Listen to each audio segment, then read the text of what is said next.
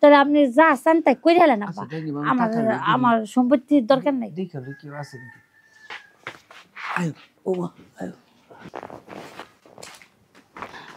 আব্বা আমি একটু বই, আমার পা ব্যথা করতেছে। বউ আমারও অনেক ব্যথা করতেছে।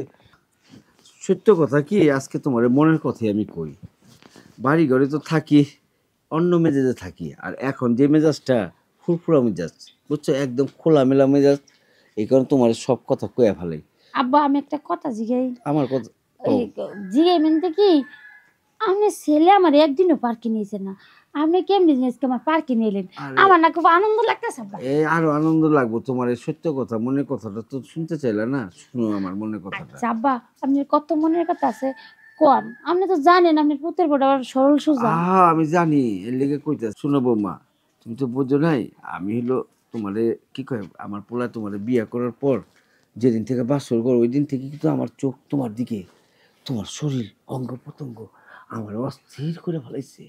আমি বাসর করে কান দেয়া শুনতে যায় পালঙের আওয়াজের চোটে আর গুতাগুতির আওয়াজের চোটে আমার কান আধা পড়ে গেছে গা। এটা তো লজ্জার কথা, কেউ কয়া পাই না। তারপর তুমি কাপড় খুলে যখন কি টয়লা পইরা যখন টয়লেটে যাও না, তখন কিলাম চুপে চুপে দেখি শরীর আমার এত ম্যাচ ম্যাচ হয়ে গেছে গা, মনে হয় জুয়ান হয়ে গেছিলাম গা। তাই আজকা তোমারে এই ফাঁকে ফুঁকে করে পার্কে লইছি, মনের কথাটা জানাম। বৌমা, পোলা হয়েছে কি হয়েছে, এই বেটারা না এই যে পার্কে ঘুরবার আহে আর মোবাইল নিয়ে খালি টং টং করে, হ্যাঁ ডিস্টার্ব করে। শুনো বৌমা, আমি সত্য কথা কই, তোমার আমি অনেক ভালোবাসি। শুনো, কথাটা মানায় না কিন্তু তারপরও কই, আমার পোলায় যে গুতাগুতি করে, ঠিক আছে, এটা দিয়ে আমার উঠা যায়। তোমার শাশুড়িটা 15টা বছর হয়েছে মারা গেছে, আমি একলা। কানের নাম্বার আপনার কান বড় হয়ে গেছে, আমি আজকে আপনার পুলারে কইয়া কানের ডাক্তার দেখা দেবো। আর এমনি কানের নাম কানলে আমার অনেক কষ্ট লাগে আব্বা। কষ্ট লাগলে কি হইব, তুমি খালি কষ্ট করে সান্ত্বনা দিয়ে যাবা, আসল সান্ত্বনাটা দিতেছই না, যেটার লেগে তোমার ডাকছি। বাবা, পোলায় শেষ করে রাইতে, পোলায় আমি জানি 2টা-2.30 পর্যন্ত জায়গা থাকে, এরপর পোলা যে এমন গম দেয় নাকের ডাকের চোটে বিল্ডিং এর ফাইটা ফুটা জায়গা, তখন আর তার কোনো টের পায় না। ওই সময়টা তুমি আমার একটু আয়া খেজমত করো, ঠিক আছে? আমার মনে হয় কি আব্বা ওই যে নাক ডাহার কারণে হ্যাঁ। আপনার কান বড় হয়ে যাইতেছে। না, কান তো আগেই বইরা গেছে তুমি গুতাগুতির আওয়াজে। এখন শুনো, পার্কে যখন আনছি, পার্কের মধ্যে কাজটা তোমার একটু মনের কথা একটু দইরা মনের খায়েশটা মিটা হালাই। আচ্ছা ঠিক আছে আব্বা। হ্যাঁ, আপনি আমার শ্বশুর, আমি এত কিছু বুঝি না। আপনি মানে আনছেন পার্কে, মানে আপনি যেমনি যা করবেন আমি তাই শুনবো। এই তো আমার লক্ষ্মীর মতো কথা, তুমি খুব বুদ্ধিমতী, বুঝছো, আমার ব্যাপারটা বুঝা গেছো গা। তাহলে এই যে চালান, বুঝছো, আজকে যে চালানটা দেবো, এখন এই চালানটা দেওয়ার পর এটা শুরু ওপেনিং করলাম, ঠিক আছে? তারপর প্রতি রাইতে 3টার পর আমরা ওপেনিং করবো। এইটার জন্য তুমি চিন্তা করো না, আমি তোমার এক্সট্রা কিছু দেবো। কও কি দেবো? কি আব্বা? ওই যে পশ্চিম পাড়া আমার কিছু জায়গা আছে না, 2-4 বিঘা জায়গা ফালা দিচ্ছে এমনি, ওই জায়গাটা হুদি রেখা দিছি, ওইটা তোমারে দিয়ে দেবো, ঠিক আছে? থাক আব্বা, আমার জায়গা জুগের দরকার নাই। আপনি আমার শ্বশুর, আমি আপনার পুত্রের বউ, একটা জিনিস আবদার করতেই পারেন, তা আমি দিম না আমার কাছে থাকলে দিম না, কিন্তু আমার ওই জায়গা জমির দরকার নাই, তুমি তো বুঝেন না? বুঝতেছো না, বিনিময় একটা আছে না তোমার লগে, এই যে তুমি আমার সঙ্গ দিবা, আমার সেবা করবা, এই সেবার লগে একটা বেবা দিতে হইব, ওই জায়গাটি বেবা হিসাবে দেবো, না ঠিক না, আছে? আমার তো দরকার নাই। আমার শ্বশুর হিসেবে তো আমার একটা দায়িত্ব আছে। আচ্ছা। আমার শ্বশুরে যা চাবে আমার তো দেওয়ার লাগবে। চাইছি ওখানে তাহলে আপনি যা চান তাই করে হেলেন আব্বা। আচ্ছা, দেখি আমার আমার সম্পত্তির দরকার নাই। দেখা কি আছে নাকি। আয় ও মা, আয় আব্বা কেলো তুই বাবা, তুই আয় বলছিস কি আব্বা, এটা কি কয় আব্বা? তুই বাবার সাথে পার্কে এসে ছি বাবা।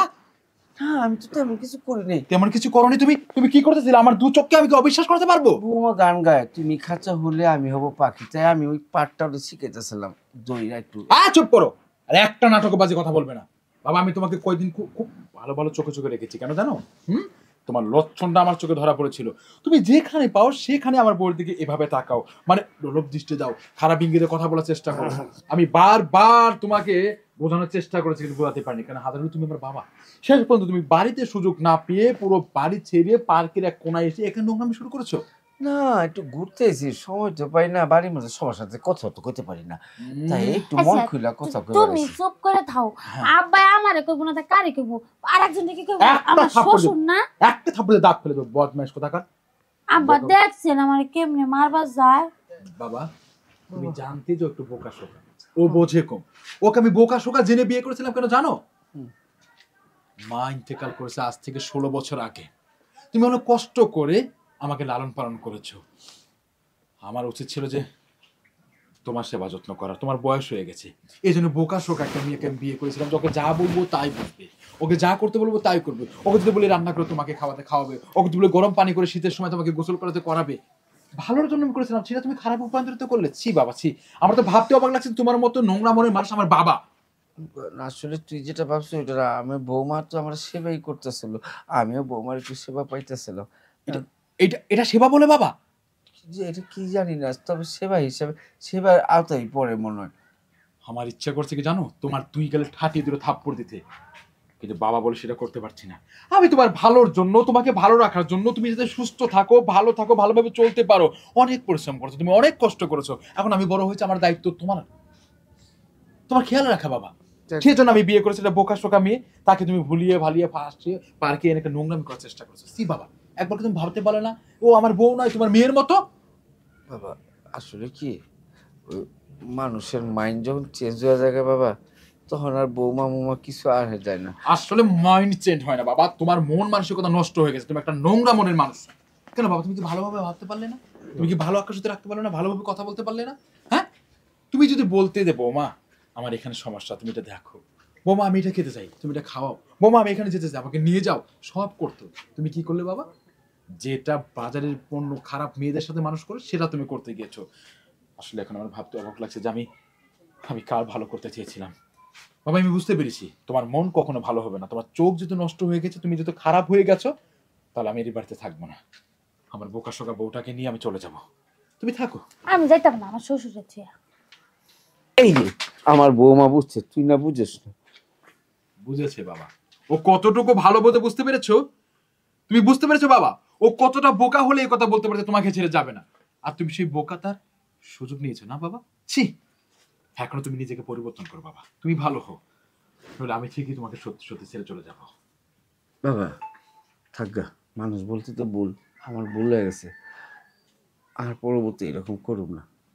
মানুষ তো 3বার চান্স দেয়, আমার তো পয়লা হয়েছে, দ্বিতীয়বার হইলে ওইটাও চান্স দিস, তৃতীয়বার আর করুম না, মানে মাফ করে দে বাবা। তুমি তো বাবা, মাপ তো তোমাকে করতেই হবে, কিন্তু নেক্সট টাইম তুমি এখন নোংরামি করো বাবা, তাহলে হয়তো তোমাকে কিছু বলার আগে আমি নিজেকে শেষ করে দেবো। ও একটা কাদামাটি বাবা, ওকে তুমি যেভাবে সাজাবে সেভাবে সাজবে বাবা, ও বোকা মেয়ে, তুমি কেন বোঝো না? ঠিকই বলছিস বৌমা, আসলে তোমার সাথে করা উচিত না, আমি তো বাবা, তাই না? আব্বা আপনি তো আমার আদরই করবার লাগছিলেন।